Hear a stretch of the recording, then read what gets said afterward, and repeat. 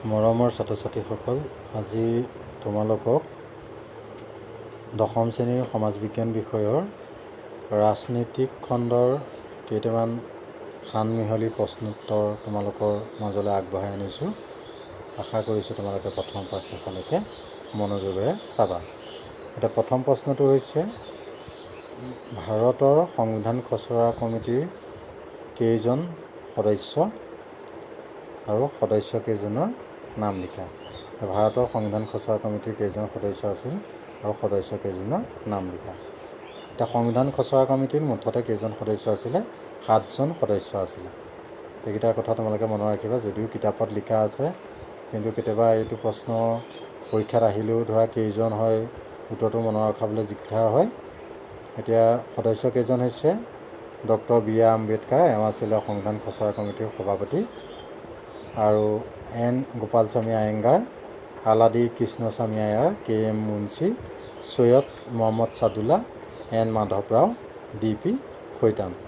এই 7জনেই আছিলে সংবিধান খচৰা কমিটিৰ সদস্য। এতিয়া পিছৰ প্ৰশ্নটো হৈছে ৰাষ্ট্ৰসংঘৰ দুটা উদ্দেশ্য লিখা। এতিয়া 1945 চনৰ 24 অক্টোবৰত ৰাষ্ট্ৰসংঘৰ জন্ম হৈছিলে, আৰু ৰাষ্ট্ৰসংঘৰ মুখ্য কাৰ্যালয় আমেৰিকা যুক্তৰাষ্ট্ৰৰ নিউয়ৰ্ক চহৰত। তোমালোকে এইটো কথা মনত ৰাখিবা। আৰু ৰাষ্ট্ৰসংঘৰ যি উদ্দেশ্য 111টা অনুচ্ছেদৰ ভিতৰত প্ৰথম অনুচ্ছেদতে ৰাষ্ট্ৰসংঘৰ উদ্দেশ্য সমন্বিত আছে, আৰু ইয়াৰ উদ্দেশ্য দুটা হৈছে আন্তঃৰাষ্ট্ৰীয় শান্তি আৰু নিৰাপত্তা বজাই ৰখা, গোটেই বিশ্বতে এটা শান্তি আৰু নিৰাপত্তা পৰিষদৰ সৃষ্টি কৰা, বিশ্বৰ সকলো দেশৰ মাজত শান্তি আৰু নিৰাপত্তা সৃষ্টি কৰা।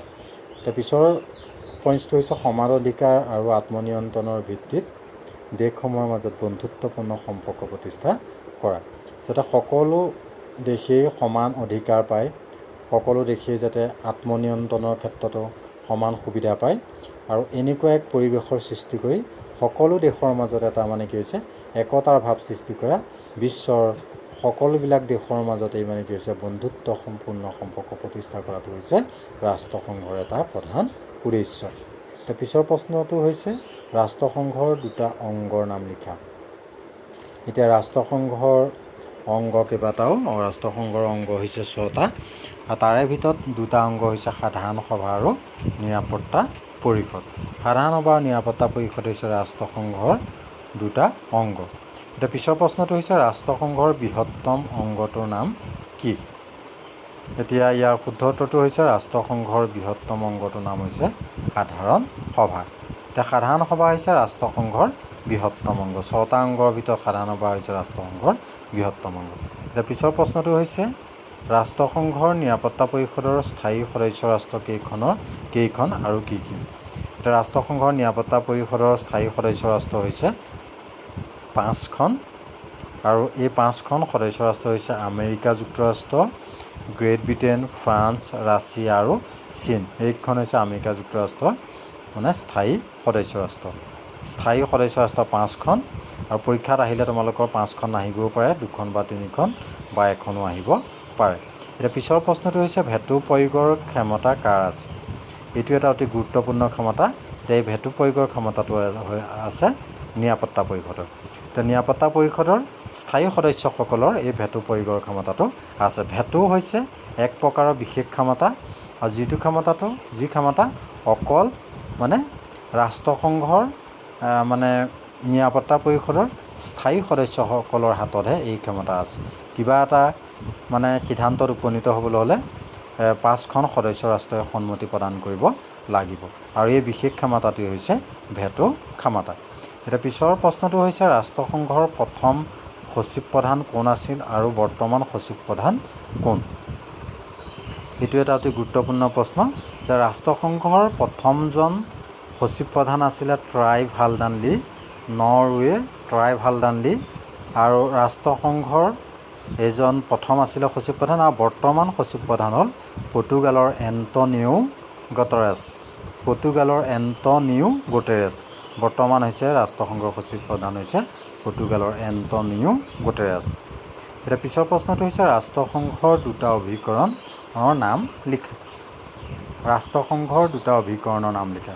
এতিয়া সংস্থা, ৰাষ্ট্ৰসংঘৰ কেইবাটাও সংস্থা আছে, তাৰে ভিতৰত দুটা অভিকৰণ হৈছে বা সংস্থা হৈছে আন্তঃৰাষ্ট্ৰীয় শ্ৰমিক সংস্থা বা ILO, ইণ্টাৰনেশ্যনেল লেবাৰ অৰ্গেনাইজেশ্যন, বিশ্ব স্বাস্থ্য সংস্থা যাক কোৱা হয় WHO বুলি ইংলিছত, তাৰ ফুল ফৰ্মটো হৈছে ৱৰ্ল্ড হেল্থ অৰ্গেনাইজেশ্যন। ইয়াৰ উপৰিও ইউনিচেফ, UNESCO, FAO এনেকৈ কৈ ৰাষ্ট্ৰসংঘৰ কেইবাটাও অভিকৰণ আছে।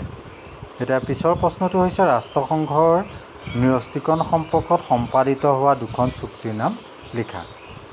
এতিয়া ন্যস্তীকৰণ সম্পৰ্কত ৰাষ্ট্ৰসংঘত কেইবাখনো চুক্তি স্বাক্ষৰিত হৈছিলে, যাতে এই ন্যস্তীকৰণ সম্পৰ্কত চুক্তি স্বাক্ষৰ কৰিলে কি হ'ব, দেশত এক শান্তি পৰিস্থিতিয়ে দেখা দিব। অৰ্থাৎ প্ৰায়বোৰ দেশতে এটা শান্তি পৰিৱেশে দেখা দিব, বিশ্বত এক শান্তি পৰিৱেশে দেখা দিব। সেইকাৰণে কি হৈছিলে, ৰাষ্ট্ৰসংঘৰ প্ৰচেষ্টাত ন্যস্তীকৰণ সম্পৰ্কত কেইবাখনো চুক্তিত স্বাক্ষৰ কৰা হৈছিলে। এতিয়া তাৰে ভিতৰত দুখন চুক্তি হৈছে, এক নম্বৰটো হৈছে 1963 চনৰ আণৱিক অস্ত্ৰৰ বিস্ফোৰণ নিষিদ্ধ চুক্তি, আৰু 2 নম্বৰটো হৈছে 1968 চনত পাৰমাণৱিক অস্ত্ৰ সংকোচন চুক্তি। এতিয়া এই চুক্তিৰ জৰিয়তে কি হৈছিলে, বিশ্বত এক শান্তিৰ পৰিৱেশ সৃষ্টি কৰা হৈছিলে। এতিয়া আজিলৈ তোমালোকলৈ আগবঢ়োৱা প্ৰশ্নোত্তৰকেইটা ইমানতে অন্ত পৰিছে। মই খুব কম প্ৰশ্নলৈ কম সময়ৰ তোমালোকৰ মাজলৈ প্ৰশ্নোত্তৰকেইটা আগবঢ়াই আনিছোঁ, আৰু তোমালোকে আমনি নালাগক বুলিয়েই কম প্ৰশ্নৰে কম সময় তোমালোকৰ মাজত কম সময়ৰে প্ৰশ্নোত্তৰখিনি লৈ আনিছোঁ। আজিলৈ ইমানেই, ধন্যবাদ।